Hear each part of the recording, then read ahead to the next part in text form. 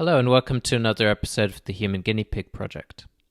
In this episode, we discuss how the Care Oncology Clinic supports cancer patients with integrating repurposed drugs into their treatment regime. I was delighted to have the opportunity to discuss this with Raphael Swery, who manages the London Clinic and coordinates research initiatives, Dr. Ndaba Mazibuko, a clinical research fellow in clinical neuroscience at King's College, and his work largely involves clinical trial design and drug repurposing. I was also joined by Dr. Hariharan Kuhan, a medical oncology doctor with extensive experience and a specialist in translational medicine and cancer metabolism. The clinic is providing a valuable service to many and offers great hope for improved outcomes. I hope you're able to get some good information from this episode, and so without further ado, let's get into it.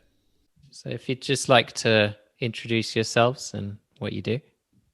My name is Ndaba. I'm a study clinician, so I do clinical research work at King's College, mainly in brain disease. So we do a lot of neuroimaging studies and look at pharmacological agents for that. And within that work, I've been involved a lot in drug repurposing work. And that sort of led me to join up with the team at Care Oncology Clinic looking at drug repurposing in the cancer space. And so I've been with the clinic now for probably about 6 or so years. So it's been a really kind of interesting learning experience doing drug repurposing in that space, which is different for lots of reasons compared to the sort of repurposing work at King's, but we can go into that later. My name's Harry Kuhan. I'm a medical oncology doctor working full-time at Care Oncology Clinic, and I joined in about 2 years ago. And I have a background of working in medical oncology at a couple of the different centres in central London, including UCL, University College London, St Bartholomew's Hospital and the Royal Marsden. I had a specialist research interest in cancer metabolism and spent some time at Bart's Cancer Institute doing some research there into pancreatic cancer stem cells and circulating tumour cells. And that's when I first came across the role of repurposed medicines and joined onto the clinic with the ambition of kind of bringing the lab findings to the real world and trying to get data out there via publications with the team to sort of make some real change in the public sector. I've also got a background of interest in early phase clinical trials or phase 1 and 2 trials, and used to work out of a unit called Sierra Cannon Research Institute on Harley Street, owned by HCA, as a sub-investigator. So yeah, that's me. I'm Raphael Swery, and I've been with Care Oncology Clinic about 5.5 years. I joined shortly after Ndaba, and my role for most of that time has been to manage the UK, the London Clinic. And more recently, I've moved into a role which is to coordinate our knowledge centre. So that's both our different research initiatives and also information that we feel will be useful for patients and also other healthcare practitioners. Reviewing the literature so that we're abreast of the latest developments in the metabolic space. We mentioned, you all touched on it actually, the drug repurposing and looking at cancer metabolism. What was your main aim from when you started the clinic, and what was the response like to that? It's a dual mission, really, that we had. So the clinic was born out of a company called Seek, and the overarching objectives of that business is in different ways to try to bring useful therapeutic options to patients in different disease areas. So that parent company has a vaccines development platform. They have also, part of the team there has also repurposed certain medications, reformulating existing drugs, making them more bioavailable or better, different in some way, to bring benefit to patients quickly. And the clinics really is another way of doing that. So we have a dual mission. There isn't really an existing metabolic treatment option that is out there for patients, not to replace standard treatments in any way, but to aim to complement those.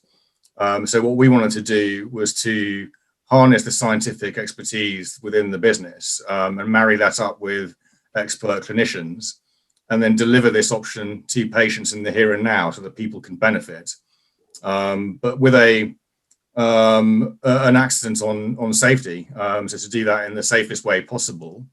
And then the second part of that is to, and this was our mission from the beginning, is to collect data and report on data so that hopefully we'll have some interesting findings and be able to change the wider treatment landscape for patients down the track. Yeah, I noticed that there's definitely been more of an interest in repurposed drugs in particular among just the general cancer public, I guess you could say. Scientists as well as patients. I get lots of patients contacting me about it, and lots of people are doing it on their own, which I say, it's probably best to talk to your oncologist about this. And they say, well, they probably won't be very supportive of this kind of approach, but I guess clinics like this allow you to open up those conversations with more confidence and more safety, as you say, rather than someone just looking at the evidence themselves and trying to decipher, firstly, what might be beneficial to them, and secondly, how to do this in a safe way that's going to be helpful for them but not harmful. So not having this toxicity that you can get. Especially, my bias is brain cancer, and a lot of these treatments, to have a therapeutic effect and to cross the blood-brain barrier, you might need to take large doses, whereby that can be problematic if you're trying to work out what that is yourself and you're not monitoring for safety. How do you do that in the clinic? How is it monitoring patients and evaluating safety? And also, just how do you find working with oncologists? Has there been more of an openness to accepting these treatments if there was perhaps resistance in the past? Indaba, would be good to comment on that. I just wanted to say before you do, probably the very first point to make about safety lies in the drug selection process. So before we even opened the clinic, there are hundreds, if not thousands, of different medicines, compounds, that in the research literature somewhere have shown some potential for benefit in a cancer setting. But the toxicity profile, drug-drug interaction profiles of so many of these things mean that they are, well, it's very tricky to give those safely to patients. And maybe Indaba, I think you were part of that process, with Robin, who's our lead scientist, Robin Bannister, when you joined. Maybe if you want to comment on that just a little bit. Yeah, absolutely. I think that's the kind of crucial element of this is, as you say, Andrew, there was a lot of, there's been almost an explosion in the last few years, involving drug repurposing sort of knowledge in the community, but people haven't always known, what to do with that necessarily, what works, what doesn't work, what is the right sort of efficacy or safety data that's appropriate. And in a way, the clinic began as a way to try and sort of bridge that gap, to say, how can we take all this information that's flying around, sometimes in peer review journals, other times not, but our job was to find, good evidence in the peer review journals to bring that out, and prioritize drugs that not only had efficacy, but safety as well. And so the starting point was that, and, and I still say this to patients when I see them, which is, there is this phenomena of translational medicine issues. So in other words, some things might have a lot of theoretical promise. They don't always kind of work, at the other end of the spectrum. So in the community, and so you can't sort of cross that spectrum to being used or being safe or efficacious in practice. So the kind of starting point really was which drugs have not only sort of in vitro data, or in other words, sort of lab data or theoretical kind of data, but also actually have data at the other end of the spectrum, which, in kind of either larger phase, kind of trials like phase 3, for example, or actually, better still, community or epidemiology data, so population data. So, the drugs that we use, most people recognize because these are drugs that actually have been used in populations in the community for many years for some of them. And that's really important because we know from practical point of view, or in other words, a real world point of view, what these drugs, will or will not do, as far as kind of safety is concerned. So that was, a starting point.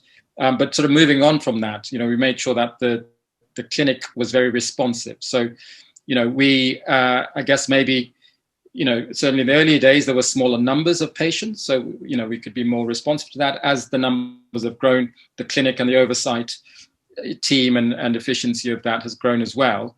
In other words, making sure that patients can come to us with, any side effects, so in the clinical trial speak, what we call pharmacovigilance. So the idea that if someone has a side effect, they can kind of contact us, or if there's an issue. So, we make a big deal about making sure that before we start people on the protocol, we know everything else that they're taking, including supplements, things like that, so that we can marry, the potential side effects or potential drug-to-drug interactions very well, even before we get started.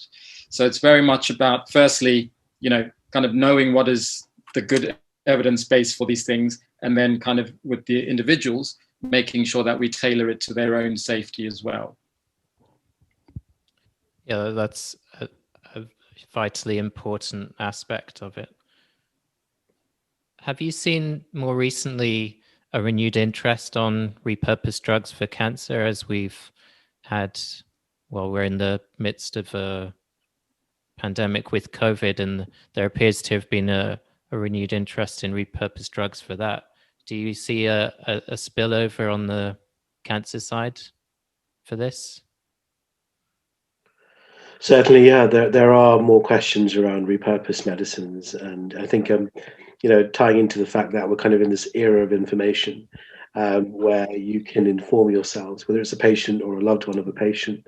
You can go onto a Facebook forum, you can get ideas, you can read the news. I always use the analogy of, well, they're not really an analogy, but I always explain the Donald Trump era of hydroxychloroquine and chloroquine and the nuances of that and how it worked out. And there are two sides to the coin. There are people who debate, will take on face value, okay, very toxic drugs, and there are those who look into the details and talk about dosages. And there are repurposed drug pages for COVID-19 and drugs like ivermectin becoming more popular and resurfacing. And as a clinic, we often see trends.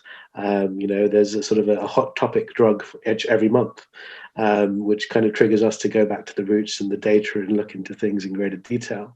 But we often come back round full circle, and kind of Indaba touched on that point, that the difference between preclinical data and translational studies, and the fact that not everyone's fully aware of that process, the methodology of getting a drug to the front line, the different phase studies, figuring out doses or maximum tolerated doses, or how you reproduce findings in a lab in a living, breathing human being in a complex environment where a patient might be receiving a chemo or might have, an immunotherapy or altered liver function tests. And so we often find ourselves in a position where we have to educate. And often there's a lacking of that because, of course, of the disconnect between the mainstream, shall we say, the NHS practices based on the highest caliber of evidence and nice guidance and anything else. And often the remit of the NHS practice is not to really engage and educate the patient. And that's when they're in this kind of space of the different terminologies or specialisms, naturopaths, homeopaths, integrative oncologists, functional medicine practitioners, nutritionists, herbalists. And so we often have to field a lot of these kinds of queries, but we have seen indeed a surge of interest in repurposed medicines in general. But yeah, it always comes, it's very familiar. Our responses typically are the same kind of thing. We can't cater for the response for every single patient in every eventuality. You don't know. If there isn't an obvious trial that has demarcated dosing for that intended purpose, you're just left with the licensed dosing for a different criteria, a different reason altogether. And that leads to chaos. And then you see on the Facebook forums, 3 days on, 4 days off, 2 weeks on, 1 week off, this and that with no obvious certainty. So yeah, it's difficult to walk the fine line of safety and kind of really reestablish and reiterate safety, polypharmacy being a problem, looking at the data, making sure you read between the lines, learning how to critically analyze information. So we kind of are sort of gatekeepers, because we're in this sort of space, if you know what I mean. Yeah, absolutely. And just to add on a little bit to what Kuhan's saying, I think, it's important to kind of reiterate the point that drug repurposing is not a new idea. It's been going on for many, many years in lots and lots of different specialties. Sometimes there is this feeling when you talk to people about this kind of protocol that this is some sort of new thing in oncology, and why is this only sort of happening now? The reality is it's been happening for a very long time, and lots of other specialties do it all the time. And as you say, Andrew, the COVID era has kind of sort of brought this to light in a very sort of highlighted way in the media. But actually, this is something that standard of care doctors have been doing for many years in lots of different specialties. And the issue around this is often not so much about the science of drug repurposing and how that fits. It's actually has a lot to do with the kind of structural stuff around research and how that works and funding for research, etc. Generic versus patented medicines, things like that is often the barrier to this happening at a larger scale rather than the science behind it necessarily. What would you say, how would you identify the main aspects of the Care Oncology Clinic's approach in terms of what drugs are used and how you're implementing these treatments? I can take a stab at that to start. Just very briefly, again, it's the protocol is sort of 4 main drugs really, and it's a combination approach. I think this is kind of an important thing in the metabolic space. There's sort of data that seems to be increasingly sort of coming out, supports the idea of a combination effect with metabolic drugs. We can maybe get into the specific drugs later, but I think the kind of the key issue is that the focus is on the metabolic approach. And in other words, what that means is really the kind of energetic processes that the cell needs to kind of go through in order to grow and defend itself, among other things. Some of this includes the mitochondria, for example, which is part of the energy factory, but some of that actually separates into how cancer cells use or don't use the mitochondrial processes and use other processes. But in short, really, this is, we were trying to find drugs that complemented each other, so they had a kind of synergy in terms of how they worked, but try to kind of focus on as many sort of different pathways within the sort of energetic processes as possible, without, and the final thing is without kind of adding on undue sort of burden onto the patient as well. So trying to maintain that balance of treatment, but not sort of overloading the patient to the point where their quality of life deteriorated significantly. That's right. We kind of saw cancer metabolism as defined, obviously, as a hallmark of cancer, as you probably know as well from your own research. And so that was our X marks the spot, finding a way to apply stress on the energy harnessing ability of the cancer cell. And I think one of the end game, hopefully, results of all of this will be that when patients are potentially diagnosed, they are started on a metabolic cocktail of drugs that are very well tolerated with a view to starving, slowing down, enhancing the effects of the mainstream modalities of treatment. And I think, when you look at when I speak to my patients and I talk about the process by which we define the protocol, I also say, these medicines are meant to be well tolerated. And we know that from the test of time. They shouldn't impact quality of life. There are diabetic patients on metformin who develop cancer and go on to cancer treatments. There are papers that confirm chemosensitivity and radiosensitivity. The same with the other medicines. And so that's kind of where we'd like to be. But our kind of X marks the spot is cancer cell metabolism. And this is what the metabolic approach essentially is. Are there any special ways of monitoring that? For example, when I was monitoring my brain tumor, I had a special type of MRI scan, which is MR spectroscopy, which is a way that you can look at the bioenergetic demands of what's in that space where the tumor resides. And it's also useful for monitoring epileptic activity. Are there any, I would say maybe novel methods of monitoring that, or are you just looking at the genetic profile of the tumors? Well, let's sort of come at it from a few different angles. So in our overarching study, which tracks the service delivered by the clinic, our endpoint there is quite blunt. It's overall survival. So we're looking at when people were diagnosed. We're also looking at when they started the Care Oncology protocol, what particular diagnosis they've had, and what particular standard of care therapies they've had. But our fundamental endpoint is overall survival, and that's very useful, but also limited in some ways and massively variable depending on what type of cancer we're treating. So in the preliminary research which we've published in 2019, which looked at our brain tumor cohort of patients with glioblastoma, that has a short prognosis, and we were able to look at that because also we'd been able to analyze our patients for a long enough period of time to track overall survival. And also the treatment lines or the types of treatment available for GBM are quite uniform. In other cancers, it's a more difficult thing to do. So we are actively planning ancillary studies, such as the one you mentioned. Actually, Indaba can talk about that because that's something he's actively looking to do at King's. Where we can get a better readout from detailed imaging.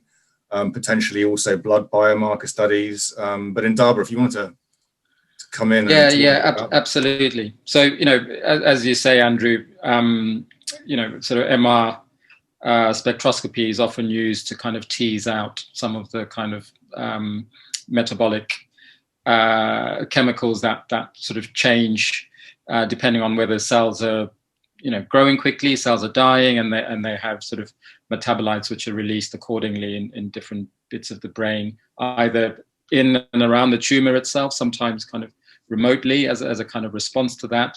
And there are things which are building on that. So, for example, there's something which sort of builds on that sort of work that's called CEST, or chemical exchange saturation transfer, which kind of uses, there's different elements to that, but some of it uses kind of pH, some of it uses glucose and choline and things like this, which again are sort of released. And the idea is that that's a bit more sensitive, even more sensitive than the spectroscopy. And it's kind of in the sort of early sort of phases, but it's being used in a few areas now, particularly stroke, but increasingly in the cancer space or the glioma space as well. So the technology kind of keeps moving along in that way, and and that's it's a very important point. This, I think, as far as the clinic's concerned, because some, and this is sort of referenced in the paper that the clinic published a few years ago. So as Raf was saying, obviously the paper focused a lot on the sort of survival time, which ultimately, of course, is the most important thing. How long do people live, and do they live longer with a reasonable quality of life? So that's kind of the first starting point that anyone would want to look at. But within that, it's then sort of kind of, you want to be able to refine the drugs as you go along. So if there's things you can do within that to say, well, actually, this bit of the protocol seems to work better than that bit. Actually, if we change the dosing to this level or the frequency of dosing to that level, for example, that might work slightly better. So we want to be continually refining this kind of work. And things like spectroscopy or MR CEST and things like that might be able to kind of help us along a little bit with that. And it's part of what we call, sort of triangulation of data. One of the things that people often say is, well, where is the one big, randomized blinded trial for this particular thing? And in a perfect world, it would be great to have that. But in some conditions, and some oncology conditions, other rare disease conditions, it's very difficult to get one very large randomized blinded controlled studies for lots of reasons. But the next best thing, if not as good as, we feel actually is if you can get multiple sources of data, so kind of triangulate your data between things like epidemiology data, population data for longevity, along with safety, of course, but also with theoretical data of, we know the mechanisms of how this drug works in the lab. And then if you can then actually link that up with another, line of data, which is something like MR data to show that actually people on this drug at these doses have this level of, enhancement or activation, or this amount of choline or, N-acetylcysteine or what glucose or whatever it might be. If you put all of those, 3 or 4 pieces of data together, you can get something that is easily as good as, if not better than, one large randomized trial, albeit with smaller numbers, and so that's kind of, and actually, in a way, the future of medicine seems to be going in a direction that's not dissimilar to this. You hear a lot of people talking about machine learning and AI, and a lot of that actually is about putting disparate sources of data together into one box and spitting out something that actually makes a lot of sense in the real world, which is what counts. I just thought I'd highlight that initially there was a lot of excitement surrounding anti-angiogenic therapies. However, the results were somewhat underwhelming, particularly with brain cancer, where there appeared to be this kind of pseudo regression. We know about pseudo progression, but there appeared to be this response whereby you would see an increased progression-free survival. However, the overall survival didn't seem to be affected as much as you would hope. What would you say would be the reasons behind that? Just to these anti-angiogenic therapies not necessarily living up to the promise, and how can we best how can we improve these therapies, perhaps, so that they are more effective? Kieran, I don't know if you want to speak to that. Or... Yeah, sorry, I thought someone would jump in. You're quite right. So in the context of gliomegaloblastoma, Avastin is something that's often debated as to whether there's any real purpose in using it. Certainly in the public sector, it's not really something promoted, but you see in the private sector, it is often a tool used in combination with things. And certainly in other European nations, it's used alongside temozolomide or lomustine, sometimes even with carboplatin chemotherapy. The message that sends me is that it's better in combination. And I think that's a wider message, isn't it, that we can apply when talking about cancer treatments in general, combination immunotherapies, et cetera, So kind of sensitizing things to such a degree that chemo killing tools are more effective kind of makes sense to me. In terms of the mechanisms, I can't really comment too much on it, but in terms of it being an observer, I've seen it be successful. I've seen patients use chemo and Avastin and have regression and a notable improvement in their neurological symptoms. Patients are often able to wean off steroids sooner by being on bevacizumab, So It's a difficult one, because I wonder if it's one of those things where, because it's interesting to see that the private sector do offer it as an option, but it's, you talk to a public sector patient who asks the same question to their oncologist, and the oncologist will say there's no evidence base. There's nothing there to prove it works in any way. So difficult, but I think I just see it's worth in being used in combination with a chemo on top as opposed to on its own. I mean, certainly. Yeah. We use Avastin, bevacizumab as a maintenance treatment in ovarian cancer. We use it, following interval debulking surgery and carboplatin and Taxol. We use it in combination with FOLFOX chemotherapy or FOLFIRI in colorectal cancers. So again, the combination thing seems to be useful, but also as a maintenance in the context of other cancers. So whether the mechanisms are very different, of course, in brain compared to, likely are different, of course, compared to the ovarians. But I take the point. It's an interesting one. Yeah, I would agree with Kuan on that, actually, in terms of the combination thing. I think you're right in saying that. We've seen similar phenomenon in the drug repurposing kind of arena with anti-angiogenic drugs. So mebendazole, one of the drugs on our protocol, is a VEGF inhibitor, and on our protocol, obviously, it's in combination with other things, metformin, atorvastatin, etc. And actually, there is data from, you're probably aware of Gregory Riggins, Andrew, at Johns Hopkins, who's been doing a lot of work in the kind of glioma space with mebendazole for many years now, I think. And they've published some data.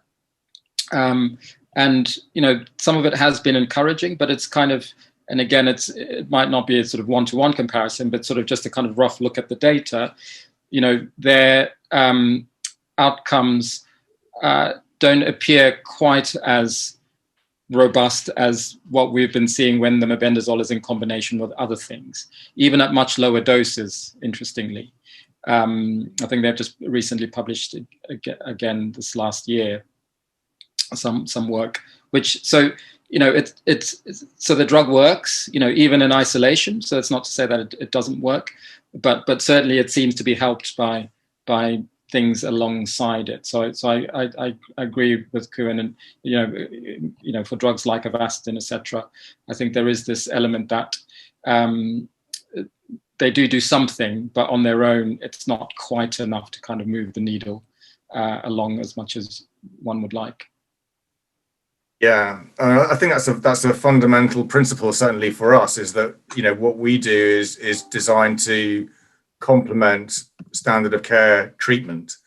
And I think a lot of patients, or some patients anyway, they'll look at chemotherapy, radiotherapy. Maybe they have friends or family members who had a really tough time, with those treatments, and then they're inherently anti pursuing that.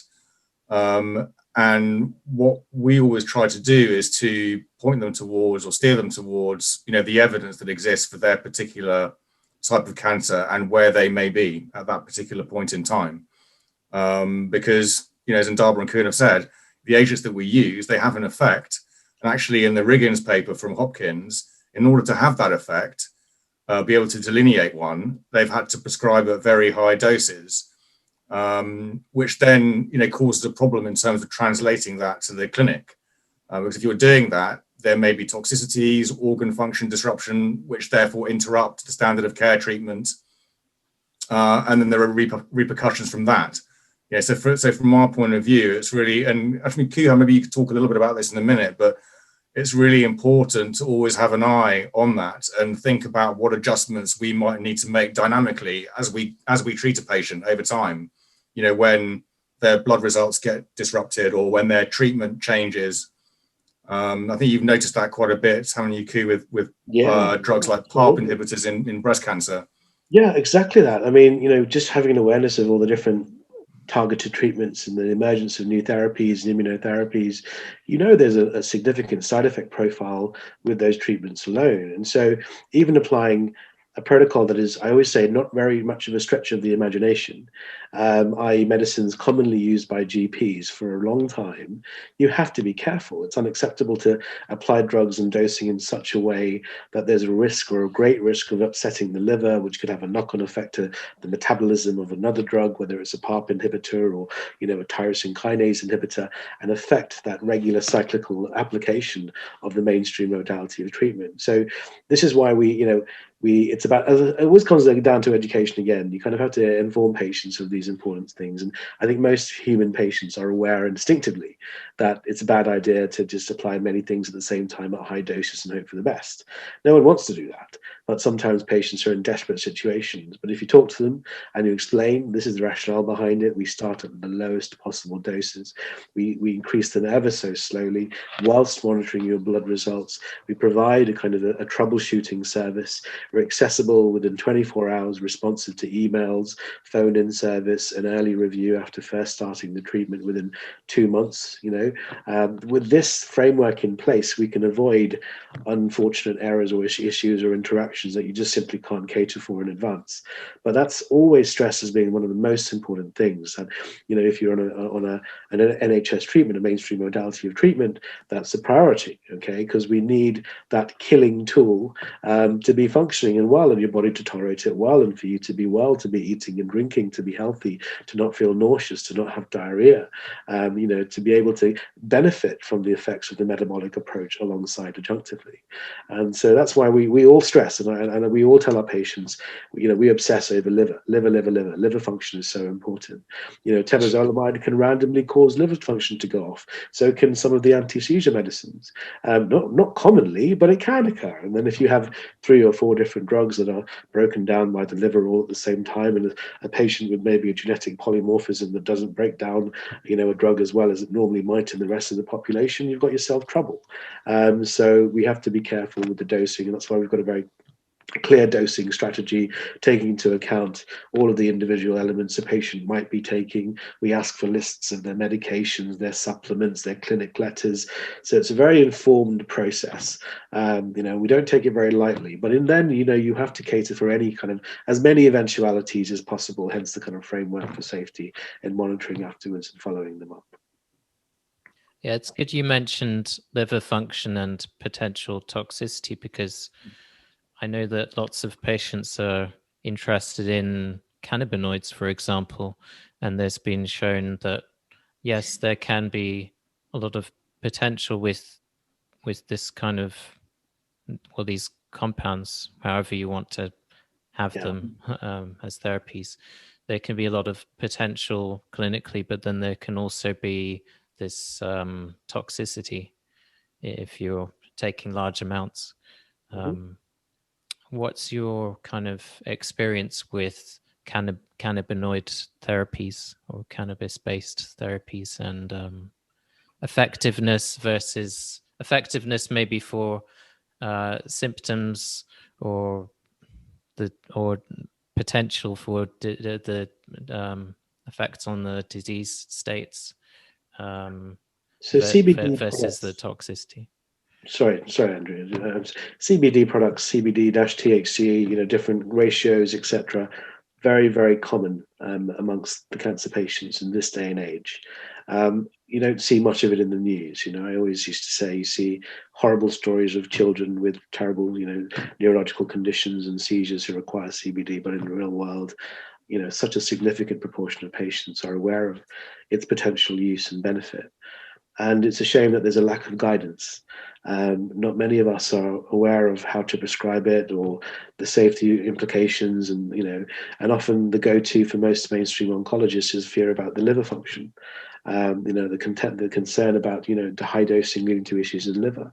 I've seen it used in combination with things like low dose naltrexone. There's a Professor Angus Dalgleish who done a lot of work around that from St. George's. We see patients time and time again who benefit from the symptoms of cancer and cancer treatments. At the top of my list, as an observer, insomnia. I've had people benefit significantly for those kinds of symptoms, pain states, mood states, appetite states. But to this day, I have no awareness of how to prescribe it because it wasn't anything that I kind of went through. It's something we were interested in growingly, I think, as a clinic, and Raf and Dab will probably speak to where we're going in one direction as well with the CBD element. But it's something that when patients ask me, I'm always fully honest and say, look, these are the pros and these are the cons. But I always try and urge patients to sort of seek guidance and oversight, because it is, again, a minefield. Rick Simpson oil sort of regimes, people who try THC via a friend of a friend, who end up overshooting it and being zombified. You hear these things, and so you try and warn patients against these things. And at the other end of the spectrum, there's the Holland and Barrett hemp oil that you can kind of buy, and patients will just go and buy it because they hear the term CBD and they don't really know why they're taking it. So there needs to be more conformity. There needs to be more oversight. There needs to be more honest discussions around this. Thankfully, in London, there's a clinic known as Sapphire Medical Clinic that we often mention, that gives a lot of our patients guidance, and they publish their work and their findings. They're a legitimate institution. But it's something that I think Sikh Industries are also taking in a direction with, again, professional oversight via a consultant anaesthetist called Dr. Matt Brown. But guys, do you want to speak to a little bit about where we're going with that? Yeah, that's right. So that's a clinic that is planned for launch later this year, hopefully, and it'll be focused on pain. And the structure will be similar to Care Oncology. So we're there to deliver an intervention, a controlled one. So it'd be very metered dosing of medical cannabis. And then the idea is to, as we have done with Care Oncology, to track the outcomes of patients who attend, collect their data, and report on various endpoints in terms of pain endpoints, general quality of life. And I think in addition to that, in Indaba, through your work at King's, you're also doing some medical cannabis related studies, aren't you? Yeah, absolutely. So, I mean, in a way, a bit like the sort of drug repurposing stuff, but even more sort of kind of dysregulated, in the sense that there's sort of wildly differing ideas as to, doses, as to the various form, as to concentration, CBD, THC, all of that sort of stuff has been said. So it's a very confusing space, not just for patients and the public, but even for clinicians as well. I can't pretend like I know everything there is to know about CBD prescribing and doses and form and all that kind of thing. So there's very much a need, I think, for all of us to be educated.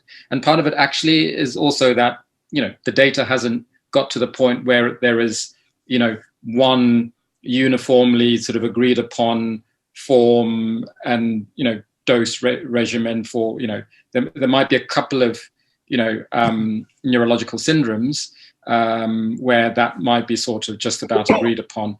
But for lots of other things, and, particularly things like pain and insomnia, for example, it's still very much a thing in flux and a work in progress. So there are things that are happening though. So there are people who, are experts who are coming through.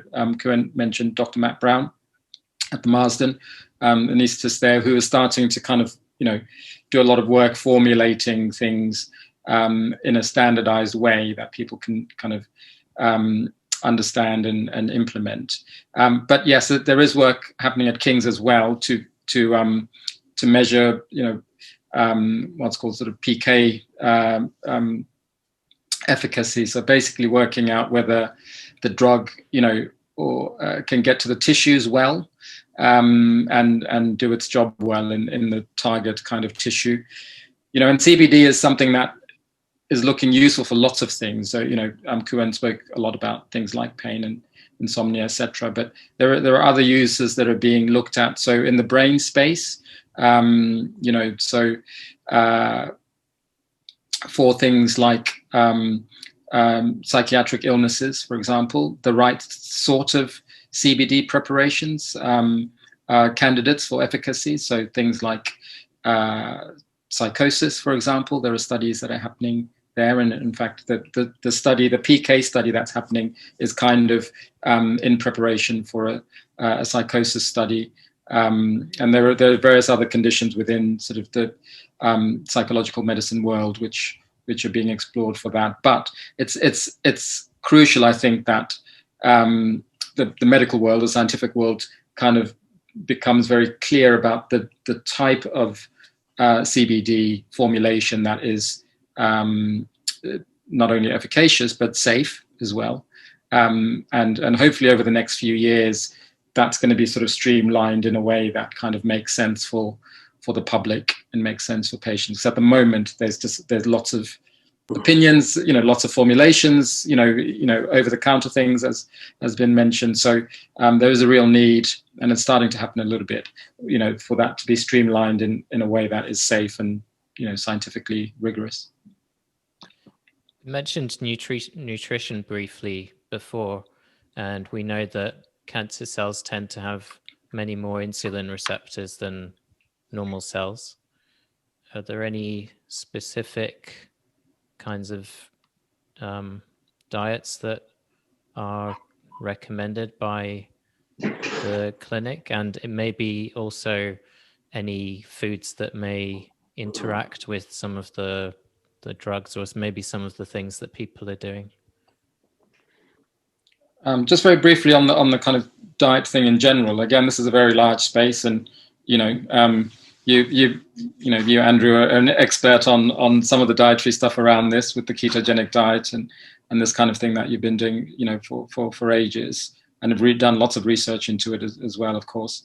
I think our feeling was that, of course, there's overlap between, the ketogenic diet in terms of what it's attempting to do from a metabolic point of view. So there's overlap between something like that and, part of what metformin does, for example. So it's very much in the same space. But obviously with diet, it's a bit trickier because there are, depending on the individual, there might be other things going on. So someone, some patients might get to us already cachectic, for example. In other words, have lost lots of weight from, for various reasons.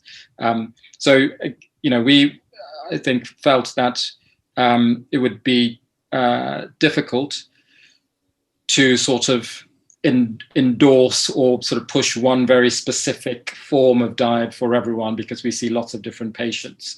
But we discuss diet a lot. It comes up a lot, and so we've had to educate ourselves. We've had to link up with people who are more sort of an expert than certainly myself in terms of the dietary things. So kind of Raf and Kuan can maybe speak a bit more about some of the links there, but the feeling is that there are obviously some things that people can do to help the process, and these are, again, it's nothing sort of unusual or complicated. I feel anyway. A lot of it is things that all of us really should be thinking about in terms of diet at some degree, in terms things like less refined sugar, less refined carbs in our diet. In terms of how much less, that probably differs for lots of people. And there are some people that I see at the clinic who are able to do a very sort of strict ketogenic diet and are able to kind of pull that off alongside everything else that they do. But there's probably a larger group of people who are not quite able to do the sort of very strict ketogenic diet alongside their chemo, alongside all the other interventions, the protocol drugs that they're doing. And so we try to find a balance there that is as healthy as possible from the dietary point of view, and as directed as possible in terms of anti-cancer function, but taking into consideration their particular context as well. Yeah, you're quite right, Tabinder. There's such a variety out there, and most patients are aware of those terms: ketogenic, intermittent fasting, or fast mimicking diets, like the work of Dr. Walter Longo, or just a low glycemic Mediterranean style diet. And there are dangers, aren't there? I mean, you know, so we know there's a lot of evidence base in glioma, glioblastoma, the role of ketogenesis, etc. There are those who'll use exercise, if not diet, go in and out of ketosis. And there are those who have oversight to help guide them. But then there's a wider population who just don't have any guidance.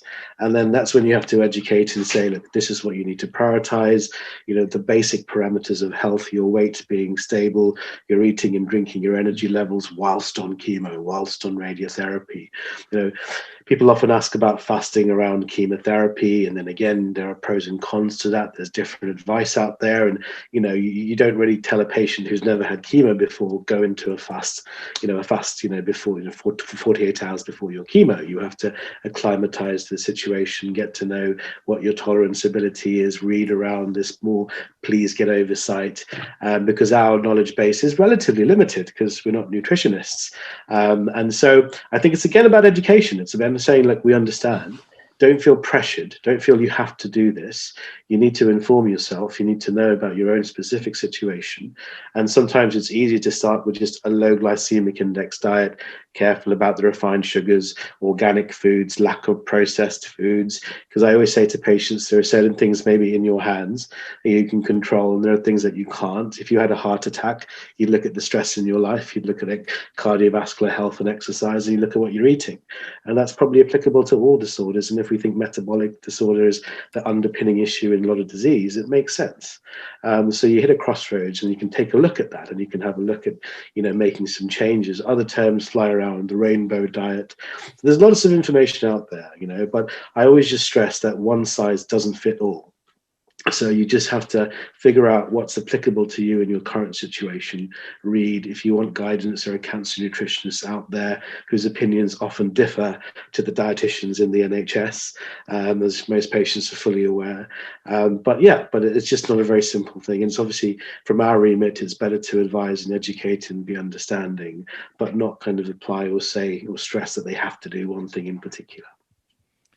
Yeah, I think that the overreaching theme that would generally be agreed would be a diet that is nutrient dense and manages blood sugar, the regular blood sugar levels. normal, yeah, and possibly just prevents the hypersecretion of insulin after meals. You know, that Right. seems to make sense, and I think most people could agree with it. And eating real foods, whatever that may be. Yeah. We mentioned chemotherapy, and I know that for glioblastoma, it appears that for the long-term survivors that I know, benefit more from have benefited from having tamoxifen. The long-term survivors that I have been contacted by quite a lot, who are 10, 15 years plus, have all had this kind of trend where they seem to have all had tamoxifen as their chemotherapy. And we know that when temozolomide fails, that seems to be the chemotherapeutic agent that has the benefit that we see. Are there any particular markers that are not routinely looked at that can help us to identify what treatments may be most effective?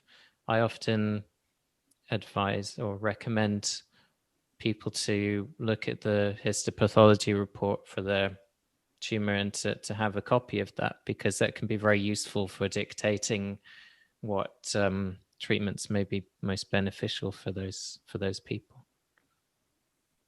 Yeah, I mean, I think there's obviously routine markers that are looked at generally when, you know, people sort of have either the biopsy or surgery. You know, certainly in the brain glioma space, you know, the sort of common things include things like, you know, sort of IDH1 mutation, you know, MGMT obviously is one. The methylation status of that, you know, helps to kind of give people some indicator of whether temozolomide is going to be particularly useful.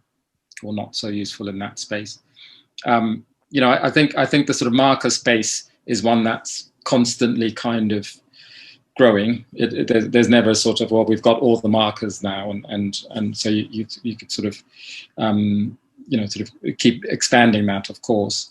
I think there's obviously a lot of work that needs to be done in kind of teasing out more markers. As you know, of course, in the the standard of care in glioblastoma mainly focuses on temozolomide and then the sort of PCV chemotherapy agents. So the kind of triad of the sort of second line drugs.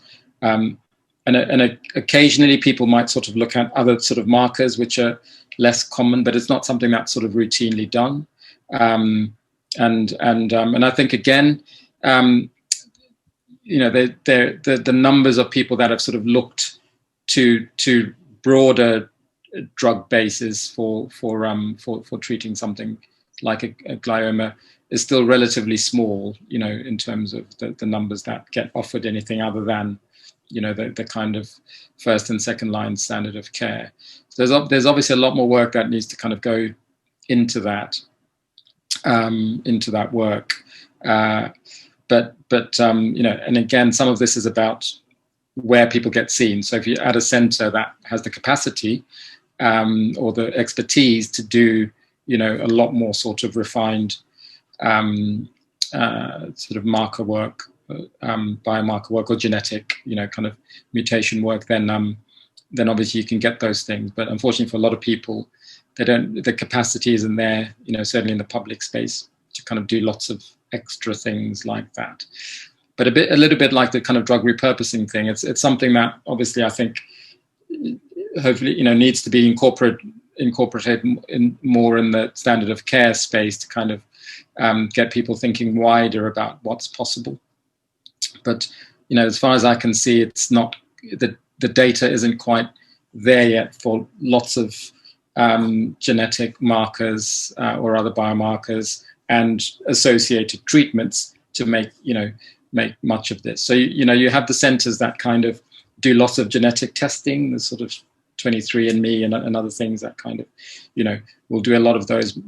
My experience with a lot of this is it gives you lots of information, but at the moment it's still at the place where the implementation of that information hasn't quite sort of caught up, if you like, to the long list of things that kind of gets churned out to say, well, you've got all of these things linked to your particular thing, but the data as to what drug works with that. And again, of course, if people look at cell lines and say, well, you've got all these things, we've tested all of these drugs along those cell lines, these ones seem to match or seem to have some sort of efficacy. There may be something in that, of course.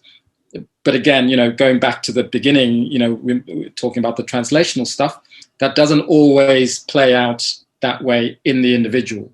So just because a marker seems to kind of be linked to a particular drug in the cell line or in vitro doesn't mean that when you give it to that individual, it's going to have the same effect necessarily, for lots of reasons, some I'm sure of which we don't really understand. So it definitely is something that requires more exploration by all of us, I think, in kind of markers.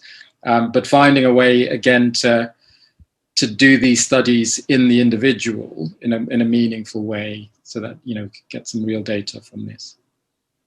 And you're quite right, Andrew. I mean, this is the way it's going. Trying to find as much receptor status, information or mutational information about a cancer, with the hope you can delineate a targeted strategy. And so you kind of think, okay, if there are estrogen receptors, surely a blocker will help. And then there are trials, talk about autophagy, they talk about apoptosis with estrogen, with tamoxifen and GBM. But then, as Andaba says, it needs to be a meaningful study that's looked at a good number of patients to see that it indeed manifests in something. But then you can argue against that and say, well, it's my life on the line. I'd like to have a go if I see there's an receptor, status there. I mean, these days, as you know, next generation sequencing or tumor profiling in most solid tissue cancers exists. You know, big companies, Foundation One, Oncologica, Caris, for example. And you know, when patients are referred into trial units, they're often considered for such investigations to see if they can find a clever mutation that will allow access to a targeted approach in a clinical trial setting.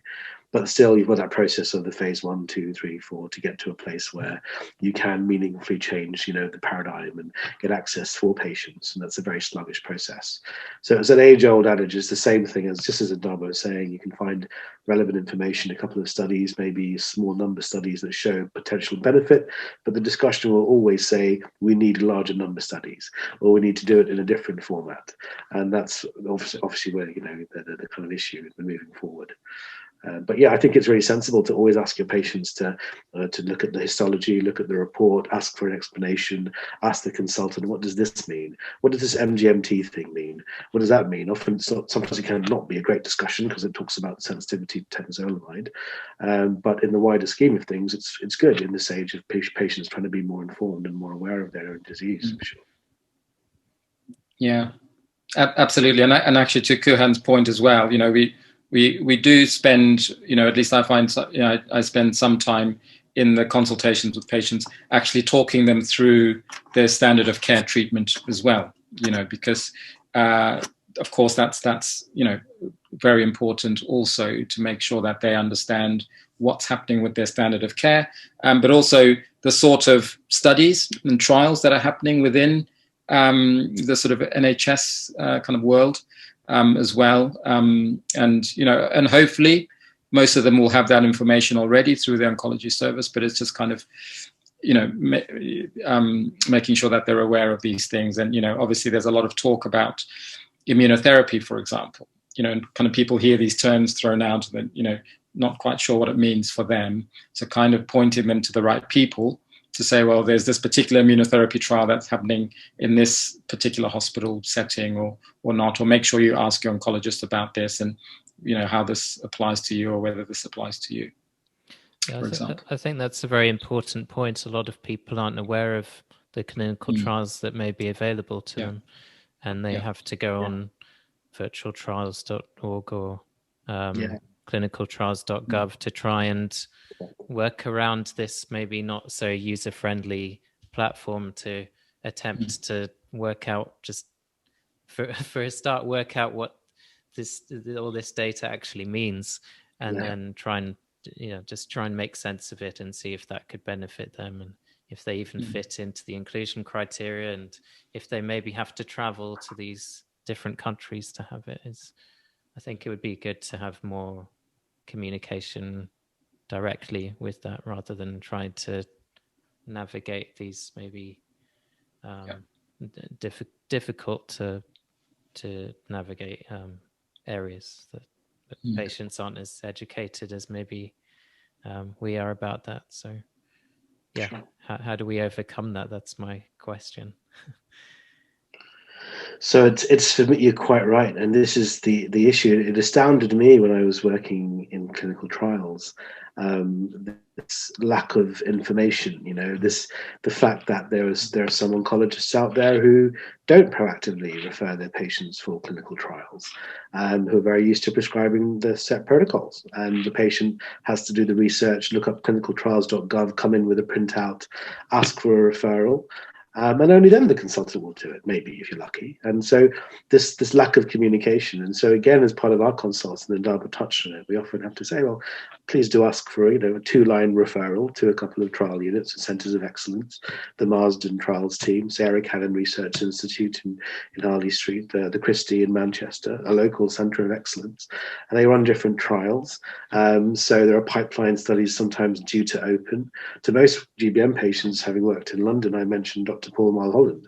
I say, IPI-GLIO trial, if there's any availability there or it's appropriate for the inclusion-exclusion criteria, it's someone that you should be aware of. And so we often have to urge people nudge them in certain directions to make sure they're getting the best of what they should access or be able to access in this day and age.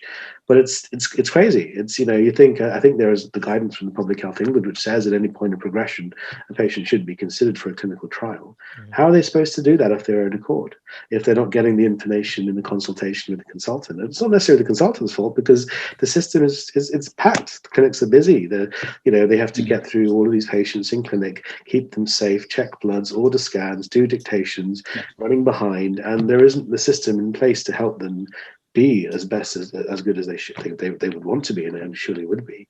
So it's education again. It's again, so forums like this, even this weird saying it, the Facebook forums, the social media forums, conversations with people, other patients.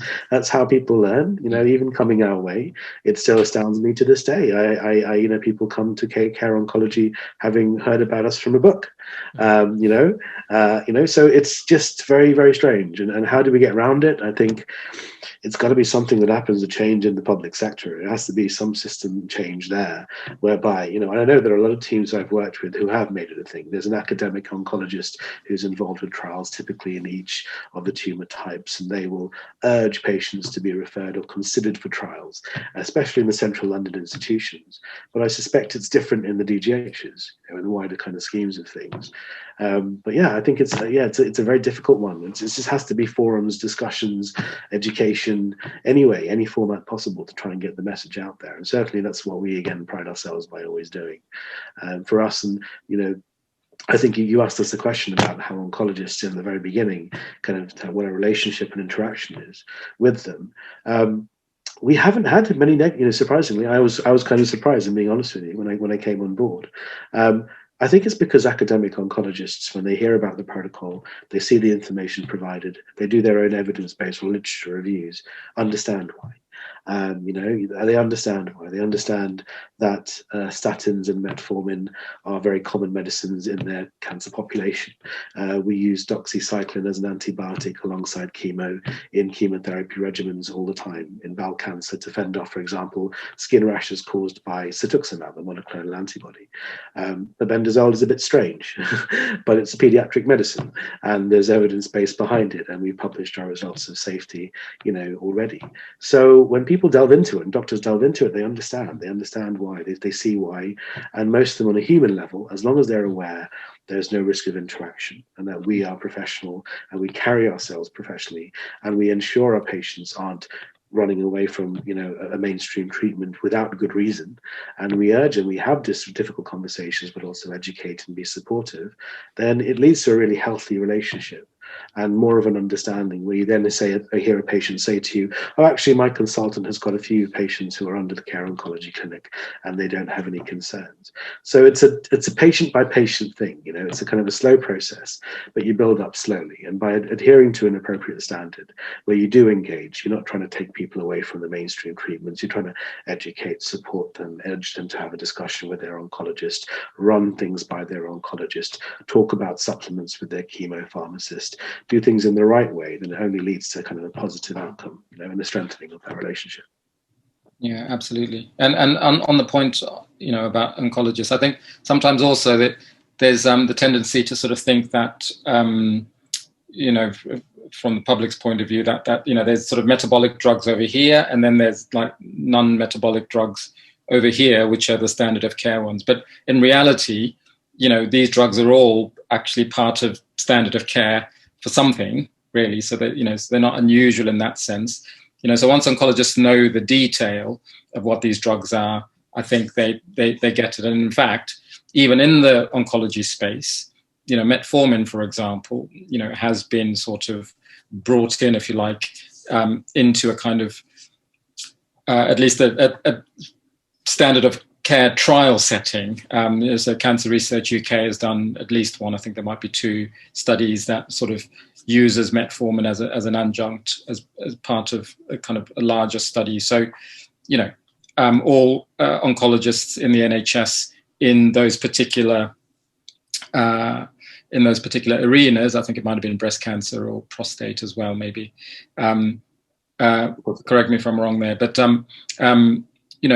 will be very aware of metformin in the oncology space. So there's nothing unusual about that. And again, it's with sort of repurposing trials in this way, people also, I think, relax or kind of get the sense of what's going on if they understand the dosing regimen. So these are drugs at the sort of doses that they will have undoubtedly at some point in their career prescribed before. So it's nothing that they are not used to in that sense. So the difference is that we are kind of more directed about it, and collecting data in a very specific way about it. But my experience, I think at the start of my time at the clinic, there was perhaps one or two more oncologists who were a bit unsure about what this was all about. And at the time, I think those the metformin Cancer Research UK studies hadn't quite sort of built up the kind of publicity that they have more recently. But actually, even any of that sort of early kind of wariness seemed to kind of go away very, very quickly. And so, I think as Kuhan sort of mentioned, obviously people in the NHS space are incredibly busy. A lot of it is, even in the academic centres, there is still a lot of just service delivery. There's that many patients that people are under pressure to just get through patients.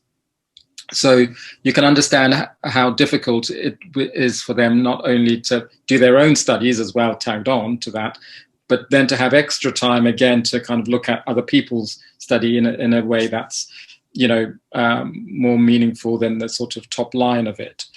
And kind of thinking about the future as well. That's something that we are hoping to do more of, is to kind of engage with the oncology world within the NHS to kind of look at kind of joining up more to do various things. So obviously I mentioned the MRI study, but in other arenas and other modalities, I certainly feel it would be a good idea for us to kind of link up more closely and frankly make it easier for them to join forces, because I'm sure there's probably quite a bit of willingness out there once people know the detail, but it's just, again, structurally they don't really have the capacity to do that unless someone jumps in. As you know, a lot of research really flies or doesn't based on funding. So if there's not enough funding or not enough kind of human resources to add in, a lot of things are just not going to get done. And so part of hopefully what we'll be trying to do more of is engaging to see if we can help move that forward within the sort of standard of care space as well.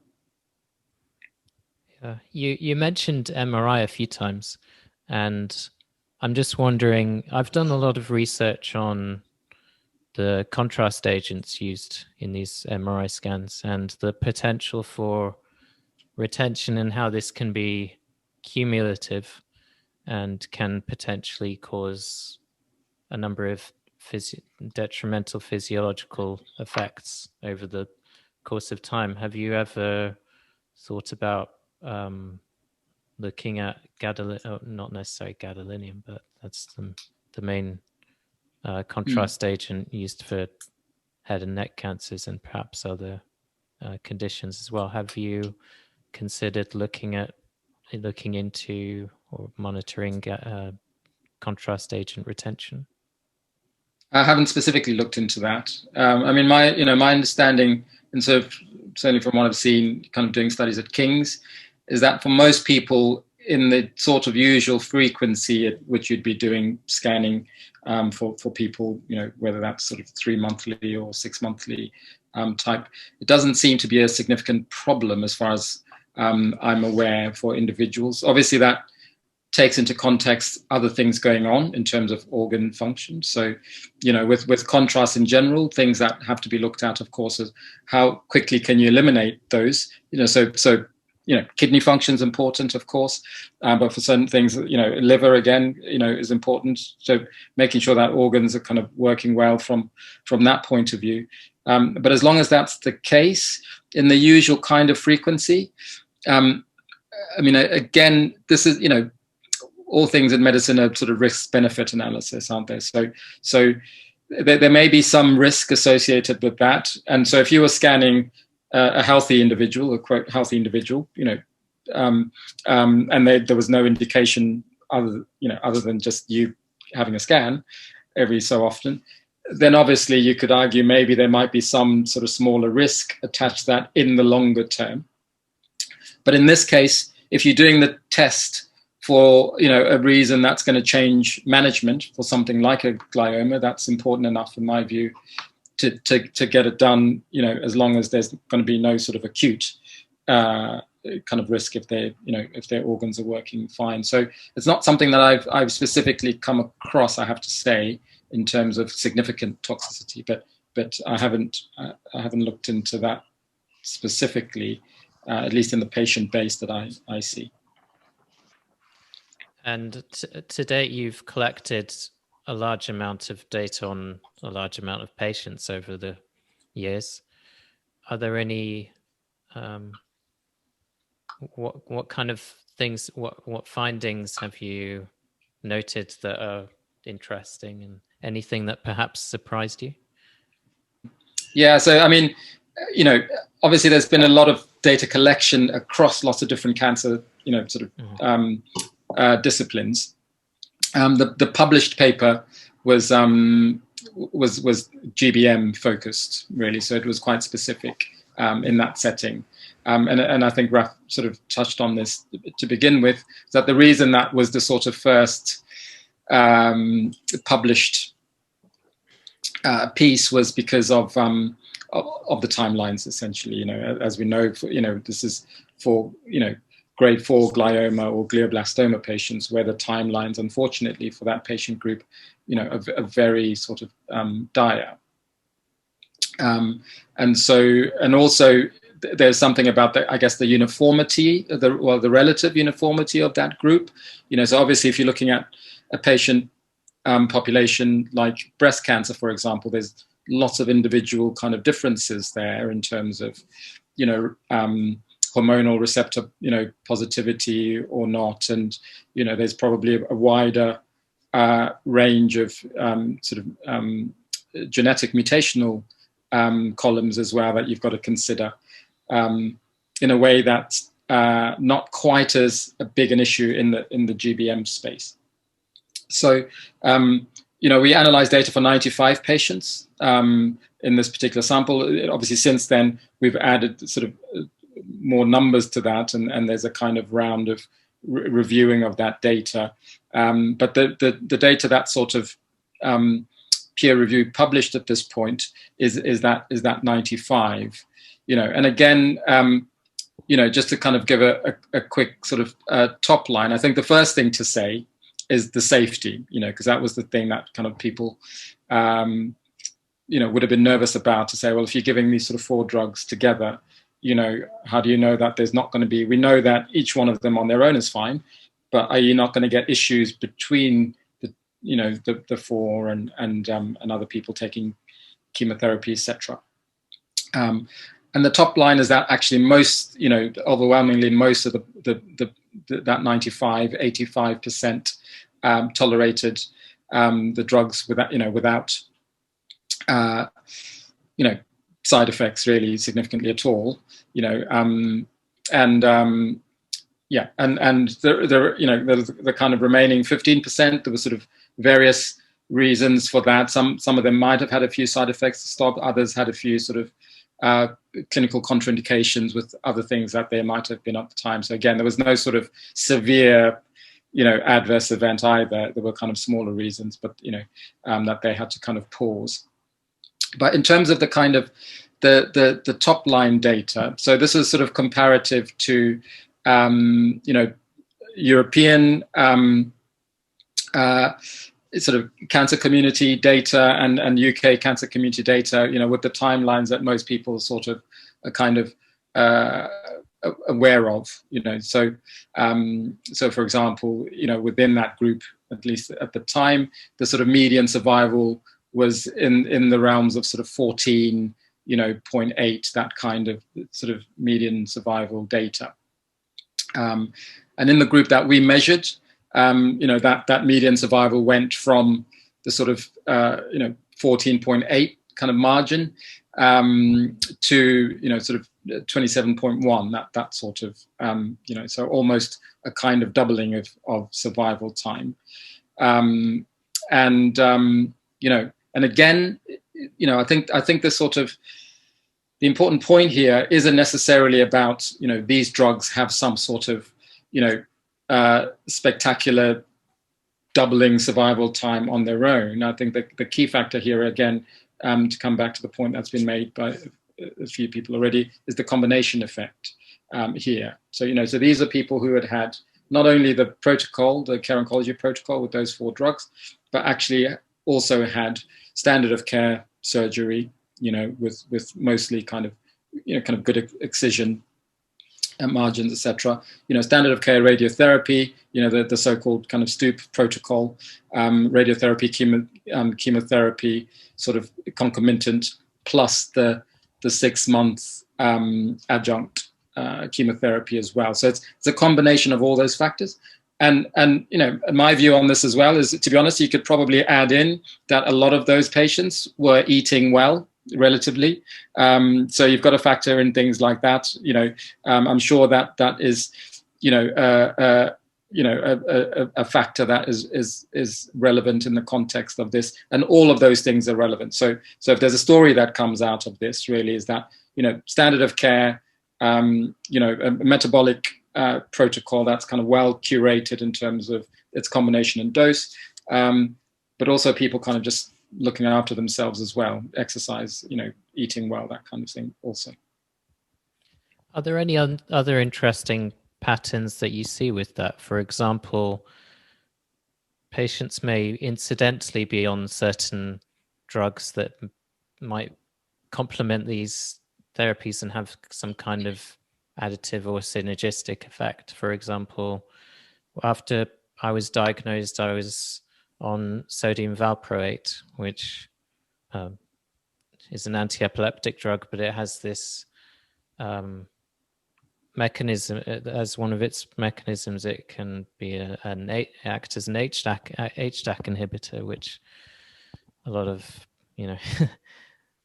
promising therapies for cancer act as HDAC inhibitors. So are there any other, not necessarily drugs that complement these therapies, but also possible antagonistic treatments, say the steroids that many cancer patients might be on, and how what I'm mainly aiming at is what are the challenges with some of these other therapies that present themselves, and what could be maybe unsurprising or just benefits that may not be immediately apparent, but are there. I've gone a long way about explaining that. No. The key word you mentioned there, Andrew, is the challenge, right? And I think it's about difficulty in extrapolating trends when there are so many variables. I used to say to patients, we kind of opened the floodgates, and we kind of said, an array of different tumor types. We haven't been very specific about a cancer type or a stage or what line of treatment someone's on. So it's really hard to find the individual trends to that level, to that degree, because as like we kind of touched on, this very daunting, overwhelming space, patients will be taking a couple of things. They may have considered a couple of other repurposed drugs even, you never know. And sometimes they don't even tell you. So to find those specific trends can often be really difficult. And the other thing, like Indaba touched on, different tumor types have different prognoses, different numbers of treatments. Overall there are finite solutions, but if you had an estrogen positive breast cancer that was low stage, you could have surgery, radiotherapy, tamoxifen, switch to another hormonal treatment, then 4 lines of chemo. And so getting a feel for true data and true outcome over even 3 years, it's not really feasible, which is why it's going to takes some time to kind of really get all the data together and really find and ascertain even overall survival. But to those individual links and relationships, it's just ever so difficult to kind of fine tune unless you set out with that intention. Like, you make a hypothesis and you say, look, let's look through all our GBM patients, see what kind of anti-seizure meds they were on, see if there's even a trend with their methylation status.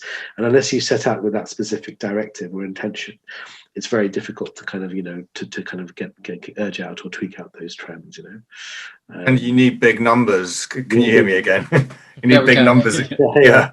Because I think we started to look at this, didn't we, in Scarborough a while back with a few other centres, again, with the brain patient population, just looking at all the different interventions that people may be implementing at different times, be those, some sort of cannabis oil or hyperbaric oxygen therapy or the Optune tumor, device, tumor treating fields, and whatever it may be. But I don't think we managed to achieve, to look at enough, even with the multi-center approach, large enough numbers in DARPA. Would you say that's, to get a kind of a readout? Absolutely. Yeah, absolutely. There are a number of things that, we mentioned the immunotherapy before, but there's other things that are being done, which, again, I generally am happy to discuss them as far as they go, but the reality is that they're not present in the numbers required for any meaningful data yet, as Raf says. One thing, just circling back to the research, one thing which goes back to what you just said, Kuhan, testing a hypothesis. There is now emerging and in fact growing data in the literature around the potential of certain metabolic medicines, including the drugs that we use, to work in concert with immunotherapy and targeted therapy.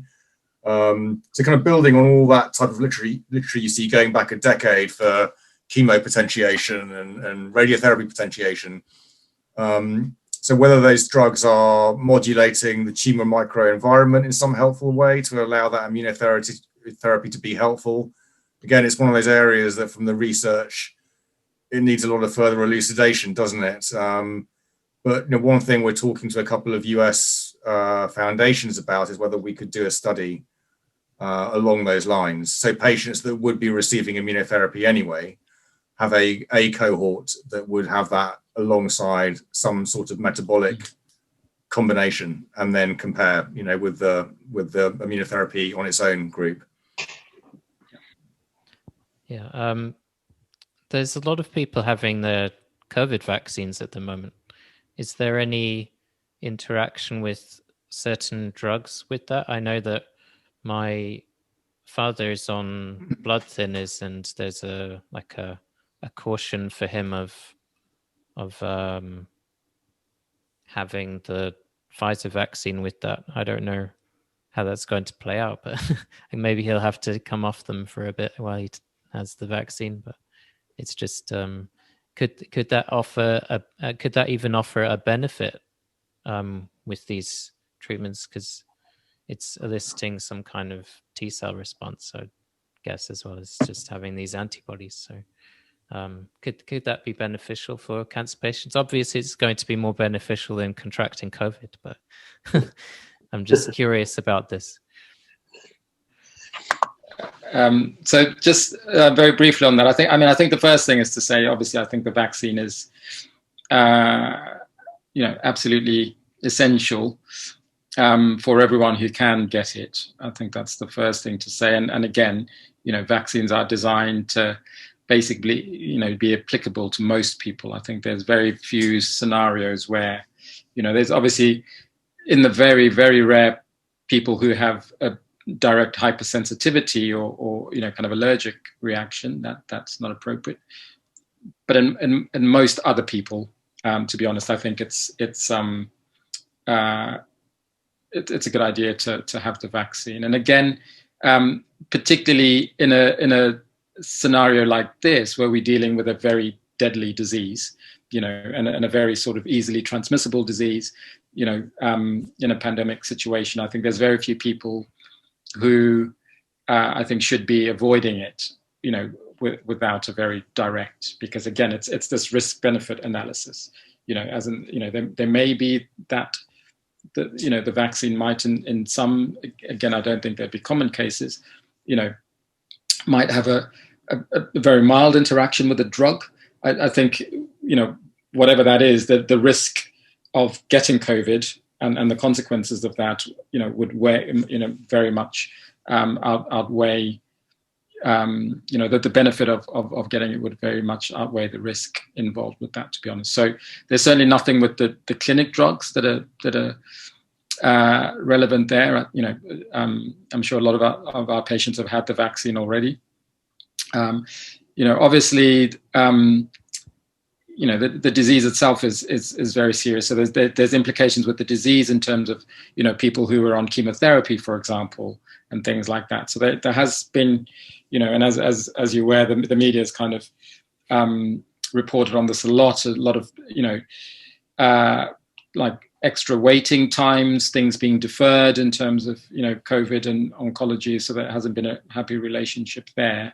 But hopefully once, people get vaccinated, things kind of can resume, people getting their tests and scans done at the right times and getting their chemo done when they need it at the right times and things like that. So hopefully, people can get the vaccinations done in a timely fashion for all of that to resume again. On that kind of subject, there's been these kind of vaccines being proposed for use for different cancers. So not to manage the kind of, not to act against a virus, but to treat cancer. What are your thoughts on that? And do you know much about these kind of anti-cancer vaccines? Yeah, I mean, there's been a sort of wide sort of range of work with this, and again, some of this has been within the sort of NHS space. So something like DC Vax, for example, is an example of this, and King's College was involved in the trial, but there was a multi-center international trial. I think Germany, Canada, US, and the UK were the main sort of proponents of this, but I think it's an American generator, and I think Northwestern University had a lot to do with it. But essentially, as you know, it's kind of removal of tissue at surgery, installed in a certain way, and then engineered to kind of develop your own sort of auto vaccine, which is then put back in, of course.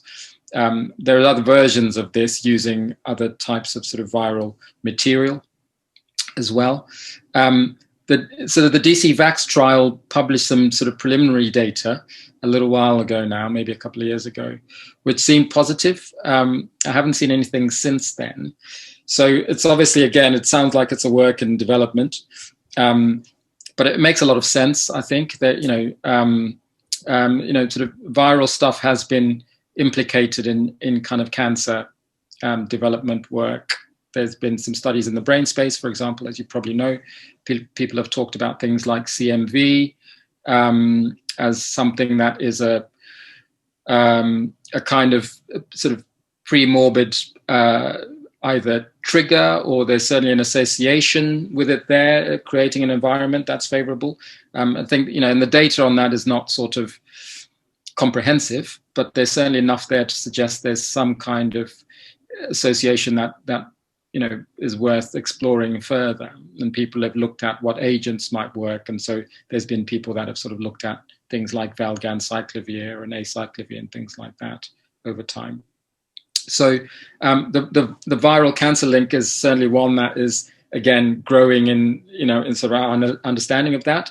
And along with that, of course, the sort of vaccine. And of course, that in a way that sort of fits also with immunotherapy, because of course what a vaccine does is kind of stimulate your own antibody and other immune responses to kind of fight things off. So I think there is, my view is that there's definitely an interplay between, pathogens like viruses, the immune system, and oncology. I'm not sure that we've figured out the steps and all the details that we need to kind of figure out yet. But I think it's a matter of time that we'll get there. Yeah.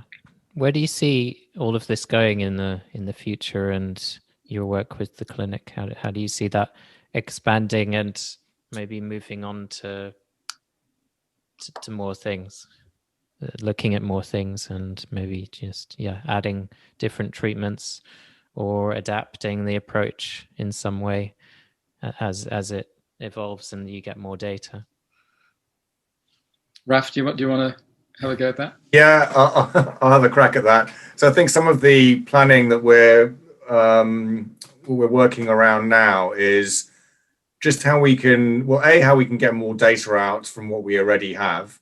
But secondly, really pushing forward different types of studies with institutional partners, hopefully, to try and just answer more questions about what might bring about a disease state in a particular person at a particular point in time. And this will be focused on cancer, but we're looking at what are the things that may drive disease states, and then try to understand what sort of patients might benefit from particular types of intervention and particular combinations of intervention, and then being able to track that and dynamically adjust it over time. I think these are some of the key questions that we want to try and answer, as the years go by. And this may be, at the moment we've focused quite heavily or almost exclusively out of Care Oncology on people with a confirmed diagnosis. And the majority of our patients still come with quite advanced disease because I guess, they're the patients most motivated to seek out additional options if perhaps the outlook for them, from standard of care alone is not so great. But I think there's a lot that could be usefully done with earlier stage patients, and patients who may not have cancer or other chronic disease, but have certain factors, genetic or otherwise, lifestyle factors, which might elevate their risk. So some of these areas that we're thinking about now and trying to find people to partner with to move that forward. Don't you want to add to that, Indaba? I think I agree. I think it's, sort of moving early, as Raf says, to try and, reach people, at a stage where actually there is a lot more potential for shifting the direction of things, and as well as we've seen these drugs working, it's been very difficult actually, with certainly in the early days of the clinic, most of the people we saw were kind of sort of much later stage or end stage. And you can still affect things, of course, even at that level, but there's going to be less chance that you're going to sort of shift the whole kind of trajectory of things around in a way that you might be able to, at an early stage. And then, of course, you if you can get in earlier, then you hopefully save the patient years of difficulty, if you can kind of, tweak things earlier. So there's certainly a move for that side of things. And actually from the, also I think just from the patient's point of view, a move to make it easier for them to access this, in the sense that, for example, if we can partner in some way with the kind of standard of care therapies. And so, ideally, in my view, if someone, sort of 5 years from now was able to kind of, if they have their diagnosis, they go into the oncologist, and the oncologist, talks them through everything, gives them their sort of, genetic protocol, for, if you want to call it that, the sort of standard of care protocol. And then also alongside that, gives them their metabolic protocol, to take alongside that as appropriate, given the evidence base, of course. And, the patient might not necessarily sort of then need to spend lots of hours on the internet hunting for other things. There's more of a sense that actually the sort of medical and scientific world is more joined up as far as, all the different aspects. And actually alongside that, for example, you'd ideally want to have a nutritionist in that original consultation as well, then saying, right, these are the drugs, but let me give you an overview of if there are things that you might want to do differently with your diet as we go forward, including around the chemotherapy, but just in general as well. So all of those things done together in one place, if you like. You mentioned early stage disease, and also possibly you could add patients who have a familiar history of certain cancers, and maybe they have certain conditions, for example, neurofibromatosis or other conditions where they have a propensity to develop these tumors over the course of a lifetime. Have you seen any patients like that, and what can be done for those people, even if it's just improving quality of life? I think just clinically, and Barbara and the other doctors, I think we all agree that we've seen patients who we feel, if they come early, are doing better than might be expected. Even with that early diagnosis. Yeah. First of all, they're tolerating our treatment well because they haven't been heavily pre-treated with cytotoxic therapy, so they tend to tolerate what we give them without too much trouble. And then the early signs, which are anecdotal at the moment, we want to analyze this in more detail, are that the patients are doing well. Do you want to add anything to that, Indaba? Yeah, exactly. So I think there's very we often get questions about, well, how does this sort of come about in the first place, the cancer, or whatever, so some people might say, well, I have this other condition, is that related to this? I've had, these antibiotics given to me for, for this sort of recurrent infection of this, or I've had steroids, or sometimes even, sort of other, quote, chemotherapy agents given for, for something else, some other chronic condition, that someone's had. And so there's often this sort of confusion about, are things sort of linked, and obviously a lot of angst about, well, could I have done something about this earlier? Should I have noticed kind of signs about things? And there are conditions, obviously, that sort of are more closely interlinked in terms of the data, to cancer for various, disciplines of it, and others that data is still growing. But the idea is that actually, the sooner you can kind of intervene, and ideally, actually, the soonest would be kind of disease prevention.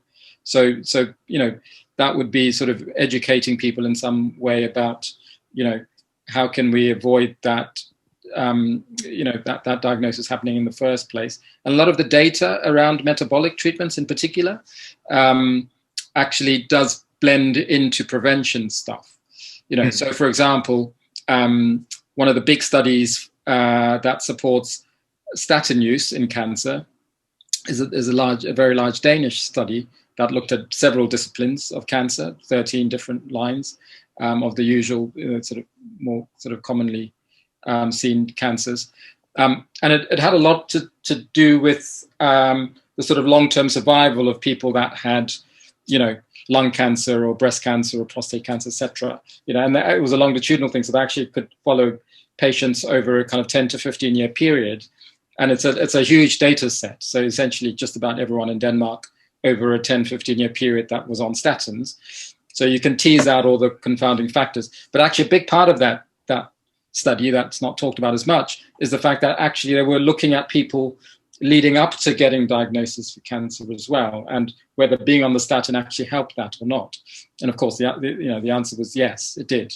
So there's a lot of kind of detail, about who might benefit from kind of prevention in various ways as well.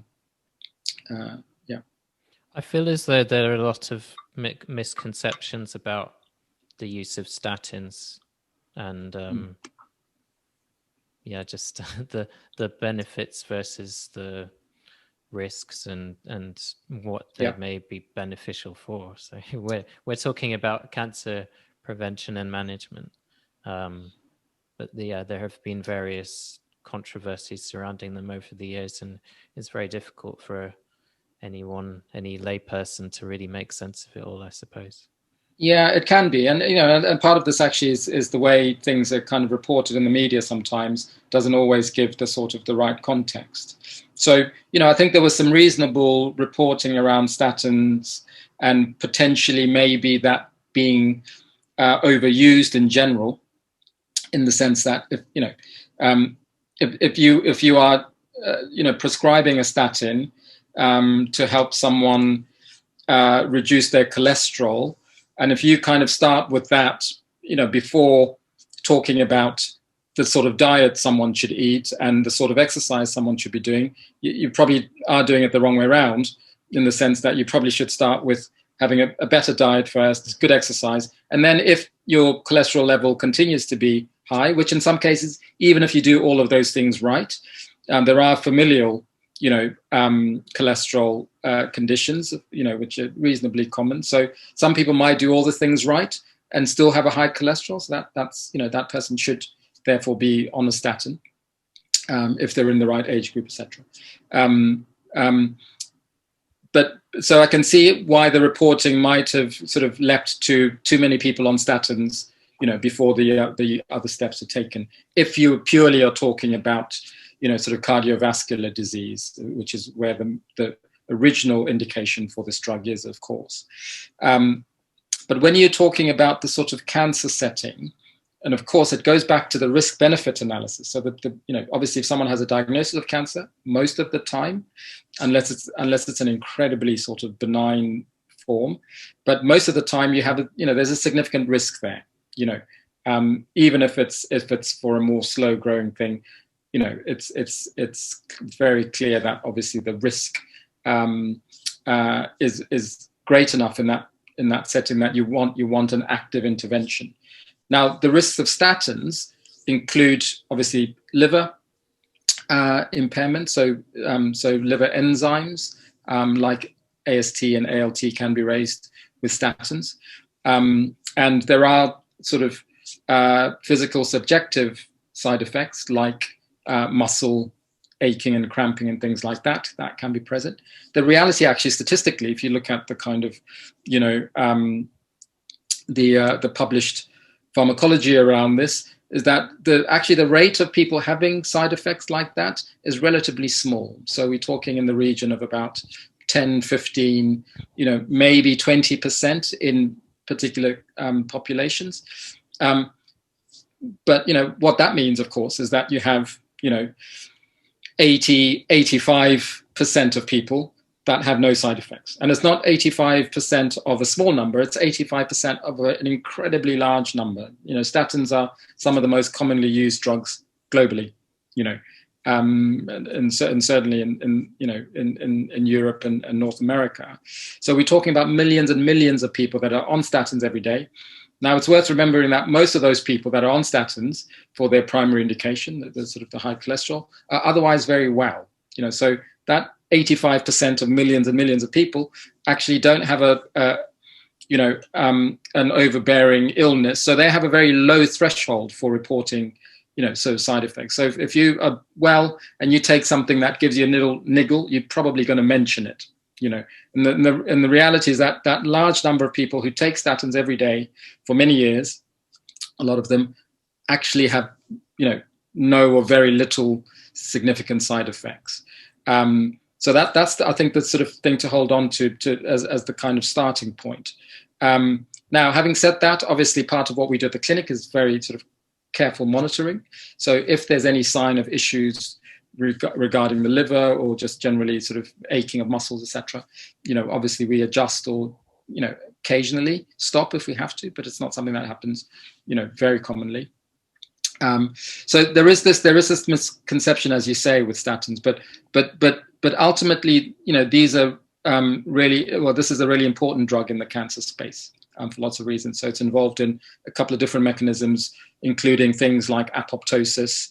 It's involved in microtubular function for cancer cells, which is a very important mechanism, and other mechanisms. And even in the real world data, so that's just the theoretical stuff, but actually in the real world analysis in the cancer setting, it's very clear from studies. For example, there's a significant study involving prostate cancer where metformin and statin together in combination, were incredibly better than just metformin alone or just statin alone. So that synergy thing with metformin is important. But we've seen that in our work as well, of course. We mentioned quality of life earlier, and we touched on cannabinoids. Are there any other things that people might be doing alongside your protocol, maybe to mitigate some of the effects, the side effects of that, or the side effects of their treatment or disease that you've been able to identify?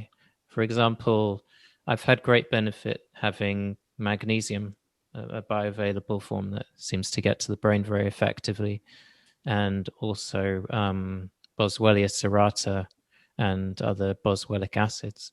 Are there other things that you've been able to identify which seem to be uniform across a number of patients that helps with them symptomatically?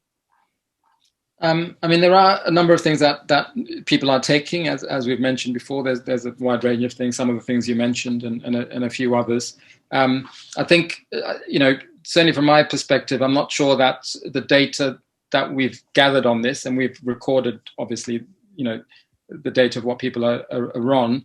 We haven't sort of done a specific, or detailed enough analysis into that specifically to be able to kind of, I think, report specific agents as being efficacious over and above other agents, in this space. I suspect there probably is something within that. There's certain things that have data that precedes us, of course. So vitamin D is something that has come up a lot, of course, in various places. So there's certainly something there, but I do think it's one of those things that needs more kind of refined analysis at this point, because I think that there's a decent chance that some of these things might be shown evidence-wise to be helpful. But I think, we've been cautious about mentioning specific things in that realm because we just don't have the data specifically yet that teases that out. I don't know if you have anything extra, Raf, there. Not really, no. Just very simple things maybe to add, so that I think from a day-to-day tolerance point of view and managing patients who may report possible side effects, if we can get them to take certain of the medications, particularly metformin, with food, or take their medication consistently at the same sort of time each day, and remember to think about their meal planning, as far as possible, as far as is realistic for them, then those patients seem to get on better from a sort of day-to-day quality of life point of view. The only other thing I can really think about, or that patients report as being helpful, is melatonin, which many of them are able to get from their GP. From the point of view of, again, if they are worried, stressed, from the point of view of sleep, or just generally, being feeling as well as they can, during the day. That's something that I think fairly regularly, we hear from patients that's helped them or is helping them. I know that the proposed anti-cancer dose for melatonin appears to be quite high. It's around 20 milligrams. Is there much benefit to taking lower and perhaps more often throughout the day rather than just before bed? Not something we've really looked at, is it, Indaba? Yeah, because it is outside the dosing envelope, and a sort of guiding principle for us is that we're not going to actively or feel that we're in a position, to actively recommend or advise something that is departing from that dosing envelope. Yeah, exactly. And just on a final note, there is likely to be people who are watching this who have just been diagnosed with cancer, or a family member has, or a friend. What kind of questions might be best for them to ask their oncologist if they're interested in pursuing a cocktail approach for their cancer, or just more information about their individual care? Yeah, it's a good question. So, I think it's always a difficult situation when people, sort of first receive a diagnosis, and can be very overwhelming, I think, in terms of all the information, both from the standard of care, but then, often there's very sort of, helpful relatives and friends and other people who then sort of chime in to kind of get them to think about and do all these other things. So I think really it comes back down to evidence base again. I think that's really the crucial thing. So if they're talking to their oncologist, for example, and want to ask more, whether that's to do with standard of care, that applies for that as well. I think it's perfectly reasonable and sensible to ask the same questions about any treatment that you receive. And to me, there's two key questions. What is the peer review, efficacy data on this, in real people, and what is the safety, sort of parameter for this particular drug in the population. If people can find things online to kind of read in terms of journals, that's fine and great. But it can be difficult, and people who don't have a science background might not necessarily know exactly what they're looking for. A lot of people learn it really well, in my experience, over the years. But it's it's just good to ask people that you're working with, both whether that's standard of care or in a clinic like ours, to say, well, can you talk me through the evidence base here in terms of how do you know this works, basically, and how do you know it's safe? And it's the responsibility of a clinician like myself and other clinicians to give a good answer to that. And if there isn't one, people need to say there isn't one. But it's our job to kind of give that answer.